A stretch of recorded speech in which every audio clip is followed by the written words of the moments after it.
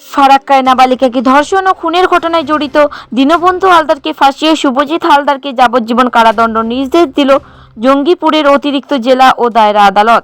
জঙ্গিপুরের অতিরিক্ত জেলা ও দায়রা আদালতের বিচারক অমিতাভ মুখার্জি এই সাজা ঘোষণা করেন। প্রসঙ্গত উল্লেখ, গত 13ই অক্টোবর ফারাক্কা রেল কলোনি এলাকায় এক নাবালিকা তার দাদুর বাড়িতে বেড়াতে এসে খেলা করার সময় নিখোঁজ হয়ে যায়। এরপর প্রতিবেশী দীনবন্ধু হালদার নামে এক মৎস্যজীবী বাড়ি থেকে নাবালিকার বস্তাবন্দি মৃতদেহ উদ্ধার করা হয়। এরপর এলাকাবাসীরা দীনবন্ধু হালদারকে মারধর করে এবং পুলিশ গিয়ে তার উদ্ধার করে এবং গ্রেপ্তার করে। পরবর্তীতে পুলিশ ধর্ষণ, গণধর্ষণ, খুন, তথ্য প্রমাণ লোপাট ও পক্সো আইনের মামলা রুজু করে। এরপর 19 অক্টোবর এই ঘটনায় শুভজিৎ হালদার নামে আরও একজনকে গ্রেপ্তার করা হয়। তারও বিরুদ্ধে একই ধারায় মামলা করা হয়। যা ঘোষণা হলো আচ্ছা, ওই দিন কি ঘটনা ঘটেছিল আপনার মেয়ের সাথে? আমার মেয়ে খেলতে গেছিল আমার বোনেদের বাড়ি, ফুল নিয়ে বাচ্চাদের সাথে খেলছিল, দু বোনের বাচ্চাদের সাথে মেয়েদের সাথে খেলছিল। তখন দিন এসে আমার মেয়েকে ফুল দেওয়ার নাম করে ডেকে নিয়ে যায়। তারপরে বাড়িতে নিয়ে গিয়ে খারাপ কাজ করে, খুব অত্যাচার করে ওরা আমার মেয়েকে মেরে দিচ্ছে। খুব নৃশংস অত্যাচার করেছে। হ্যাঁ। আচ্ছা, আপনারা কি করে জানতে পারলেন যে উনি খুন করেছেন? আমাদের একটা ছোট বাচ্চা বলেছিল, আমার বোনের মেয়ে নিয়ে গেছিল, বাচ্চাদের সাথে খেলছিল না, যে বাচ্চাদের সাথে খেলছিল সেই বাচ্চারা নিয়ে গেছিল, আমাদের যে দিনুই নিয়ে গেছে। আচ্ছা, তারপরে আমরা ওর বাড়িতে পূজাপুজি করি, আমাদের যত বাড়ি গেছি তত বাড়ি না করেছে, যে আমার সাথে আসেনি। আমার সাথে এসেছিল, রাস্তা থেকে চলে গেছে। পরে আমরা ওকে ঘর খুলতে বলি, ও ঘর খুলে তারপর আমরা খুঁজে বের করেছি আমার মেয়েকে।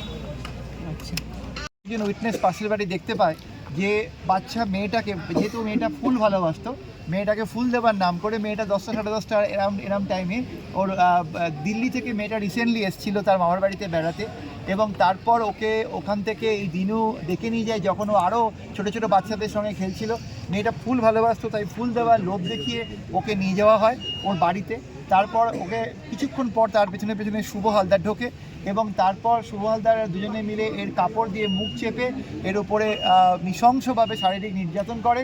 তারপরে একে খুন করার সমস্ত রকম, যে ইভেন কি মাথাটা পর্যন্ত শক্ত মাটির উপরে বারে বারে ঢুকেছে, আমরা সেই ইনজুরিটা পেয়েছি। আমি সকালে বলেছি যে মেয়েটার দেহটা নিয়ে রীতিমতো খেলা করেছে ওইটুকুনি বাচ্চা মেয়ের দেহ নিয়ে। তো তার পরবর্তীকালে এরা বডিটাকে লোপাট করার জন্য এবং রাত্রিবেলা ফারাক্কার জঙ্গলে বডিটা ফেলার প্ল্যান করেছিল, এবং প্ল্যান করার আগে ওরা দুজনে মিলে কলতলায় গিয়ে সিগারেটের মধ্যে গাঁজা পুড়ে খায়, যে সিগারেটের বাটে অ্যাকিউজ শুভ হালদারের ডিএনএ ম্যাচ করেছে। এরকম বিভিন্ন আমাদের এভিডেন্স ছিল। মেয়েটির জামা কাপড়ে ফোর্স অফ ইনজুরি, একটা বিরাট বড় লম্বা ছেঁড়া দাগ পাওয়া যায়। এদের হিনিয়াসনেস, বর্বরচিত ক্রাইমে জামা কাপড়টা ছিঁড়ে এরা ক্রাইমটা করে, এবং যত রকমভাবে সেক্সুয়াল টর্চার পসিবল সব। আজকে আমাদের সাক্ষ্য গ্রহণ পর্ব ছিল। সকালে আমি বিভিন্ন জাজমেন্টের মাধ্যমে বিভিন্ন ক্ষেত্রে এটা বোঝানোর চেষ্টা করেছি যেটা rarest of the rare crime, এবং সেই ক্ষেত্রে আমরা স্টেটের তরফে আমি ডেথ সেন্টেন্স চেয়েছিলাম, এবং লানেট কোর্ট সব দিক বিচার করে শুভ হালদারকে যাবজ্জীবন দিয়েছে। যাবজ্জীবন মানে হচ্ছে remainder period of life. In POCSO অ্যাক্টে যাবজ্জীবন মানে মার্ডার কেসে যাবজ্জীবন নয়, এটা হচ্ছে সারা জীবন, যতদিন বেঁচে থাকবে ততদিন পর্যন্ত কাস্টডিতে থাকতে হবে, বেরোতে পারবে না। এটা শুভ হালদারের ক্ষেত্রে। আর দিনু হালদারের ক্ষেত্রে, যার কাছে বাড়ি থেকে বডি পাওয়া গেছে, যার রোল এই মামলায় আরও ভয়ঙ্কর ছিল, তাকে ডেথ সেন্টেন্স দেওয়া হলো, এবং তার আরেকটা সেকশন, অর্থাৎ তাকে মেয়েটিকে তুলে নিয়ে গেছিলো তার লফুল গার্জিয়ানের কাছ থেকে কিডন্যাপিংয়ের জন্য, তাকে লাইফ ইমপ্রিজনমেন্ট দেওয়া হলো। এবং যেহেতু এরা দুজনেই এভিডেন্স লোপাটের চেষ্টা করেছে, 7 বছর করে এভিডেন্স লোপাট করার সেকশনে এদের সাজা দেওয়া হলো, এবং এগুলো কনকারেন্টলি চলবে। আমাদের আজকের এই 2 মাসের স্টেটের তরফে আমাদের লড়াই আজকে শেষ হলো।